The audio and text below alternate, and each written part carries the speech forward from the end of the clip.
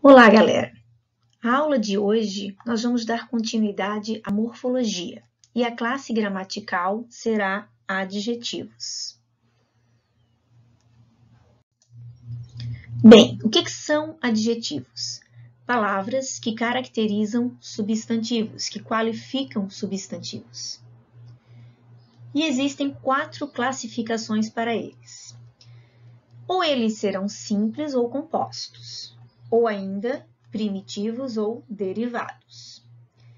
O que seria um adjetivo simples? Constituído de apenas um radical, como exemplo que eu coloquei, gentil. Ou composto, com mais de um radical, o exemplo, ítalo-brasileiro. Com relação a primitivo e derivado, vamos lá. Primitivo não se origina de outra palavra, como o adjetivo bom. E derivado, ele surge a partir de uma palavra primitiva.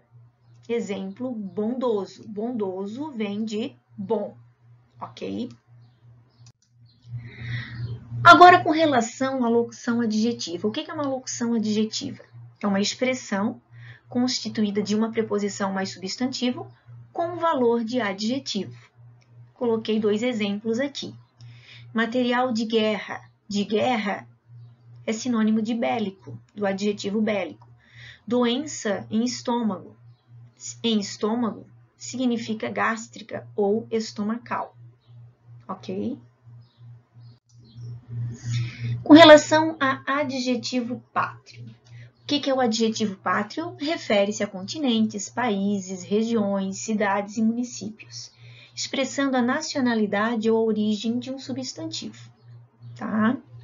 Então, exemplo, né? Quem nasce em Florianópolis é florianopolitano, tá aqui o adjetivo pátrio. Quem nasce em Santa Catarina é catarinense. Quem nasce no Brasil é brasileiro. Então, florianopolitano, catarinense e brasileiro são adjetivos pátrios. O que seria um adjetivo substantivado? Dependendo de um contexto, ele toma lugar do substantivo, mas tem que ser dentro de um contexto. Exemplo, o céu azul é encantador. A palavra azul, o termo azul, é um adjetivo que se refere ao substantivo céu. Já no exemplo, o azul do céu me encanta, azul é um substantivo que vem até precedido de um artigo, de uma determinante, ok? Então, muitas vezes, o adjetivo dentro de um contexto se transforma em substantivo. Daí uma palavra substantivada, né? É a derivação imprópria. Flexões dos adjetivos. Bem, galera, assim como os substantivos, os adjetivos também podem ser flexionados em gênero, grau e número. Gênero masculino e feminino, grau aumentativo e diminutivo e número singular e plural. Nós vamos começar com as flexões de gênero. Alguns são flexionáveis em masculino e feminino, outros não. O que isso significa? Que eles não mudam conforme o gênero. Então, vamos lá. Os flexionáveis são esses que mudam, né? Ó, aluna, habilidosa, daí o substantivo aqui masculino, aluno, o adjetivo vai ser habilidoso. Mulher poderosa, homem poderoso. Então, flexionou de acordo com o gênero do substantivo a que ele se refere. Os não flexionáveis, eles não vão variar de acordo com o gênero do substantivo, né? Ó, voz, voz é uma palavra feminina. Grito é uma palavra masculina.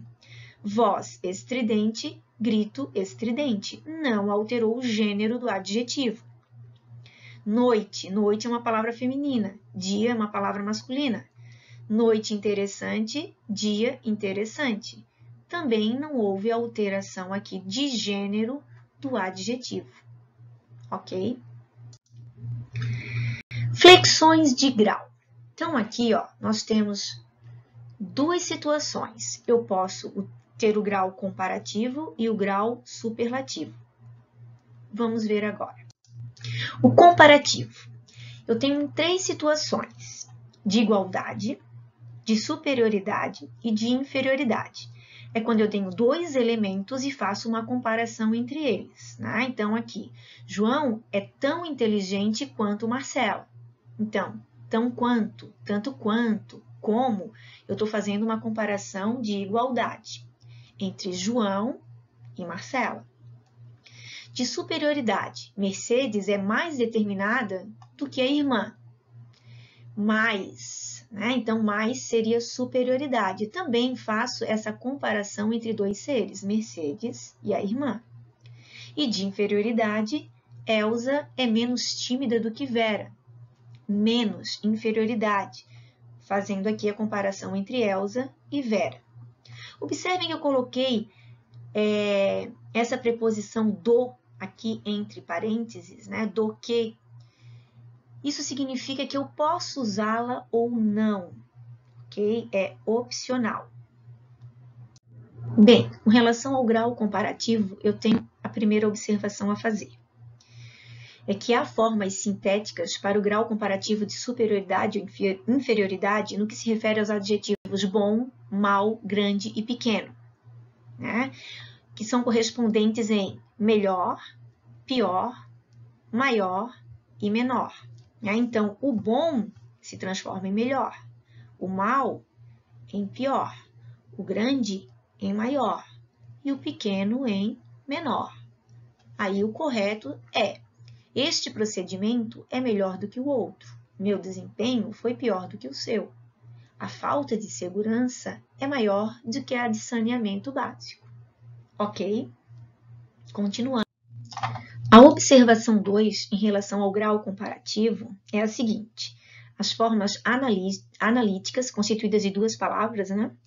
Representadas por mais bom, mais mal, mais grande e mais pequeno, apenas devem ser utilizadas quando são comparadas duas características de um mesmo ser. Exemplo, eu estou falando de um único ser. Eu não posso utilizar esse mais bom para dois seres distintos. Então, eu coloquei como os exemplos aqui, ó.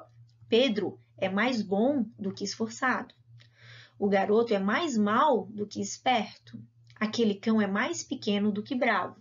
Então, eu só posso utilizar essa forma analítica quando eu estiver fazendo uma relação de comparação em um único ser. Ok? Bem, galera, agora nós vamos para o grau superlativo dos adjetivos, começando pelo absoluto analítico.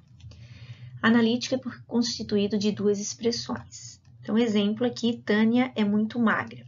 Esse advérbio muito está intensificando o adjetivo magra. O absoluto sintético, Tânia é magríssima. Sintético porque é constituído de uma única palavra, que eu acrescento aqui um sufixo ao radical. Ainda tem o absoluto sintético erudito. Erudito é porque tem origem no latim, né? Então, o que acontece? O radical do adjetivo ele é alterado, volta à origem latina, para receber o sufixo também erudito. Então, Tânia é macérrima e não magérrima, como coloquialmente é falado, esse adjetivo, né? Então, macérrima vem de macer, do latim. Outro exemplo aqui é o relativo de superioridade, né? Michele é a mais comportada de todas as amigas. Superioridade, eu estou dizendo que ela é a mais, né, de um grupo. E relativo de inferioridade, a sala 23 é a menos arejada de todas, menos, né? Também estou fazendo essa relação entre a sala e outras, né? De uma forma generalizada. Agora aqui, para finalizar, eu tenho alguns exemplos de superlativos eruditos, só para vocês observarem a mudança no radical desses adjetivos, ok? Amaríssimo. Amaríssimo vem de muito amargo. Dulcíssimo vem de muito doce. Fidelíssimo vem de muito fiel. Paupérrimo, muito pobre. Sapientíssimo vem de muito sábio. Então, observar que houve essa alteração no radical do adjetivo, certo? Então, agora a gente finaliza essa aula, porém, em outro vídeo eu vou continuar com a flexão de número dos adjetivos. Valeu!